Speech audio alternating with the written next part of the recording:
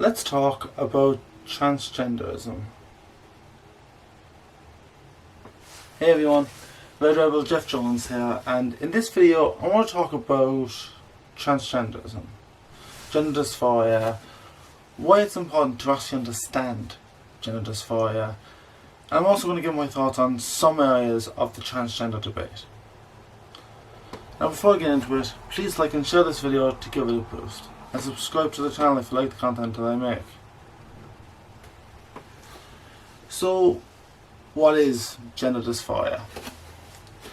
Gender dysphoria describes a sense of unease that a person may have because of a belief that there is a mismatch between their biological sex and their gender identity.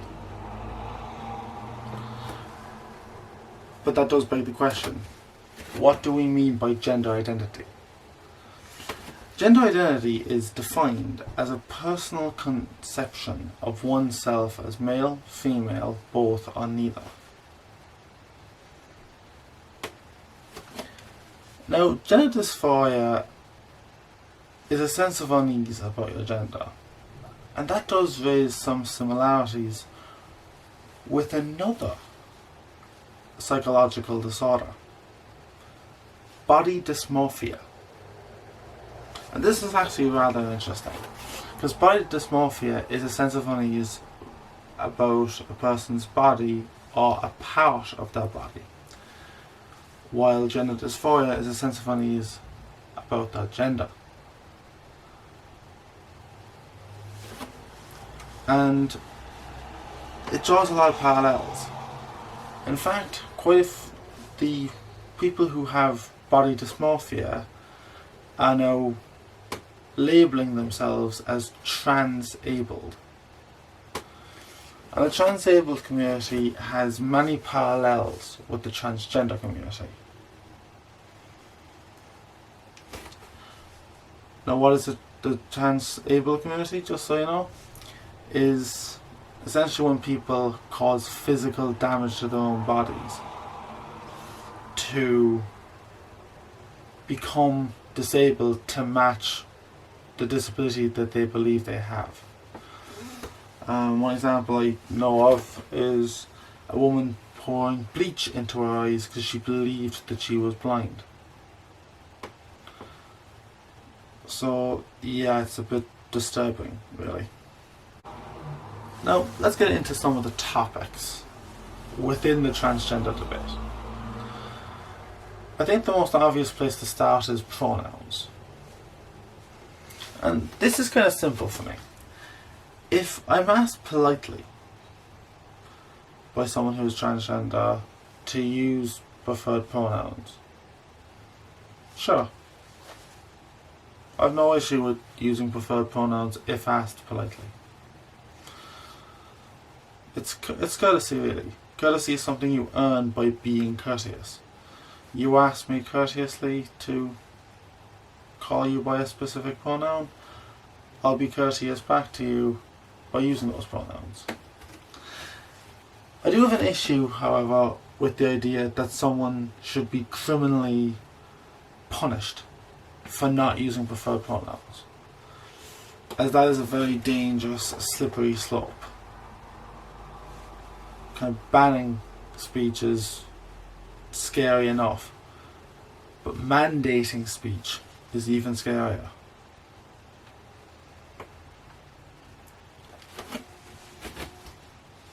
Biological sex has a big impact in this debate, and this is where kind of both sides kind of really disagree. People on the right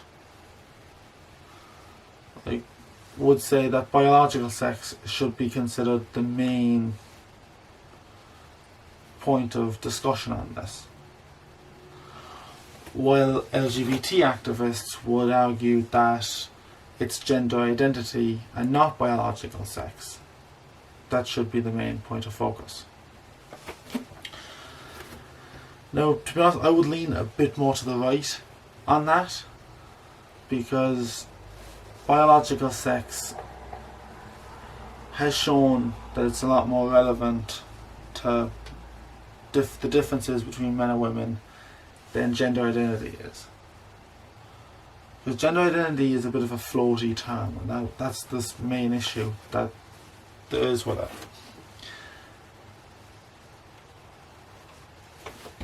I think it's important to make clear that the biological differences, which are observable, we know what they are. It's important to raise that they exist.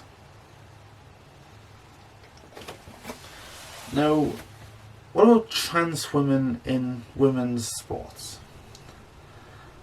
One area where the biological difference is clearly evident is in sports. Particularly sports where there's any kind of contact. I think this is an area where gender segregation is appropriate. And the biological differences have a big impact here. So what are some of those biological differences? Well, men have larger hearts, which allows them to pump blood around the body faster, which makes them perform better in high stress situations. They have stronger muscle fibres, which means they can take a lot more strain before damage is done. And there are only some of the biological differences between men and women. And that would make it dangerous for biological women to compete with biological men who transition to being women, because especially if they transition after puberty, they still have those benefits, and that's the biggest issue. One example of the issue of trans women in women's sports being obvious is there was I actually can't remember the names now. There was an incident a couple of years ago in an MMA kind of amateur league where a trans woman was fighting in the final against a biological woman, and the biological woman received so much injuries that her skull, which actually had been seriously fractured in several pieces, had to be stapled back together because her skull was getting a lot more force than it otherwise would have been if she was fighting another biological woman. It's one area that needs to be tackled, really, not ignored, and it's one area where the differences between men and women being kind of disregarded as not important is really having a damaging impact in sports. What about transgender use of bathrooms? Now, I'm going to be honest, this is an interesting one, because I'm not entirely sure what the solution to this one is. I do believe that gender segregation of bathrooms is appropriate. The safety of women being the main reason for that. At the moment, the best solution is that there's a third bathroom for trans people. Now, this is what we have as unisex bathrooms, but I'm not sure if that's the best solution. I don't know. For me, the jury is still out on that one. Now, I think it's important to talk about adults versus kids. And what I mean by that is when gender transition surgeries and treatments should be allowed to go ahead. I have no problem with an adult undergoing gender transition treatments and surgery if they want. They're adults.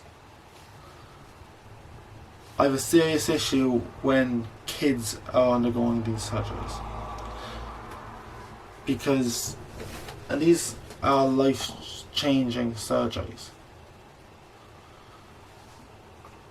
But also other treatments that I use, like artificial hormones and puberty blockers. Yes, they're there for a reason, but that reason isn't for gender transitioning. And we actually don't know the long-term impacts of those drugs being used the way they are for gender transitioning. I want to talk a bit about transition treatments and surgeries with regard to adults and kids. I have no problem with an adult undergoing gender transition treatments and surgery if they want. They're adults, and it's a free country. However, kids cannot consent to such life-changing treatments like transition surgery and drugs that'll have a serious impact on their health in the future, like artificial hormones, like puberty blockers. And an interesting thing about those treatments is that they're not designed for gender transitioning, they're designed for other stuff, for other medical issues, but they're being appropriated for gender transitioning, and it's something that's a serious concern I have. There's actually no long-term studies about the effects of these treatments. Puberty blockers, good example. Huge effect on the development of children. And there's kind of this idea that if you put a child on a puberty blocker and then they decide that they don't want to transition, they can take it off, and all that'll happen is that they go through late puberty. That there's going to be no difference. BS. I want to call that out. Because there's a serious difference that'll happen in those children, and it's been shown in several studies. Hormones. Artificial hormones cause a serious imbalance in the body's chemistry, and it's important that's not really understood. Also, and interestingly enough, more testosterone than normal in a woman is actually quite dangerous. There's many very damaging effects of it. The effects of that is actually worse, much worse than more estrogen than normal in a man, which is something that's rather interesting, I find, and it's another thing where the biological differences between men and women aren't the same. They have different effects. What about surgeries?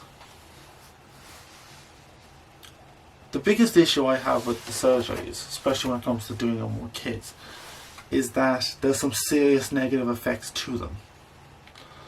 And they're never spelled out to those going through those surgeries. And I think the biggest issue is, once you go in and are a patient in one of these surgeries, you're a patient forever. You're not just a one-time patient. You have to keep going back. And that's something that's not properly spelled out at all.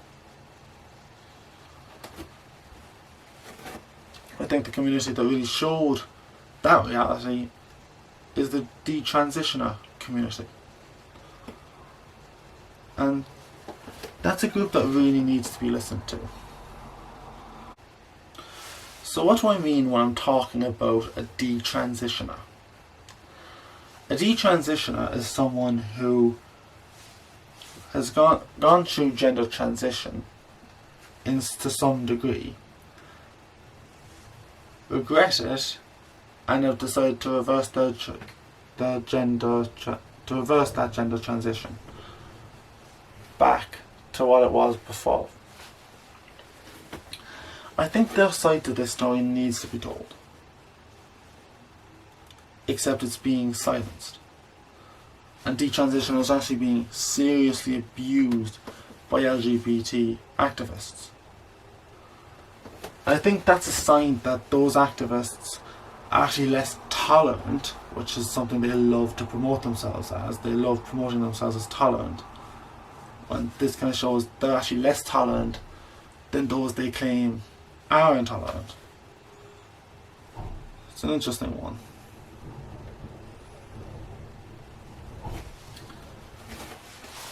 Now, this next one is going to be a bit of a difficult topic, and that's the suicide rate in the transgender community.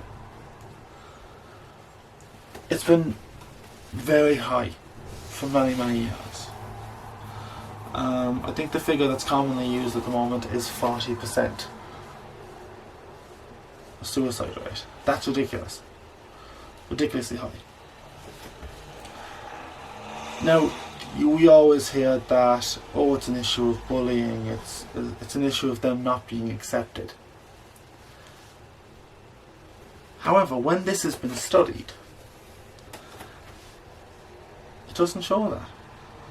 Interestingly enough, it shows that those with gender dysphoria have the same suicide rate before and after transitioning, regardless of whether the community and society accepts them as their believed gender identity or not.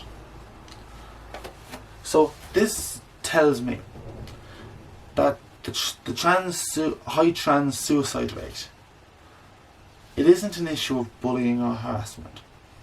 Now, bullying or harassment can be a factor in those suicides, but they're not really a big factor in them. Suicide seems to be in the nature of gender dysphoria itself.